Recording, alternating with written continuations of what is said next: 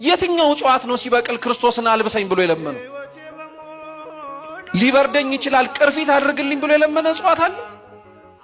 እንደሚያስፈልገው አውቆ እግዚአብሔር ሰጠው እንጂ እግዚአብሔርን እውነት ስለማናምነው ነው እንጂ ክርስቲያኖች እኮ ይሄንን የፈጠረውን ጉሮሮ ውሃና ምግብ ሳይሰጠው የሚያሳድረው ይመስላችኋል?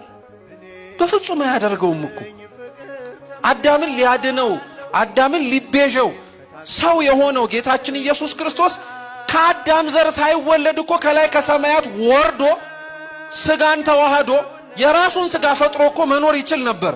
ለምንድነው በሰው ማህፀን ውስጥ በእመቤታችን ማህፀን ውስጥ ማደርን የፈለገው? ንጽሕት ስለሆነች ቅድስት ስለሆነች ብቻ ሳይሆን እነሱ ባጠፉት ጥፋት ውስጥ ሊያድናቸው የፈለገው እግዚአብሔር የእነሱንም ድርሻ ፈልጎ ነበር።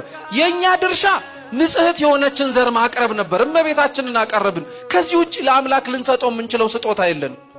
ሰው በጊዜው ለእመቤታችንን የሰጠው በቃ በሷ በኩል እግዚአብሔር ደግሞ እኛን ጎበኘ። በሷ በኩል እግዚአብሔር ደግሞ እኛን አየን። ሊያድነን የፈለገው እግዚአብሔር የኛን ስራ የኛን ድርሻ ፈልጎ ነበር።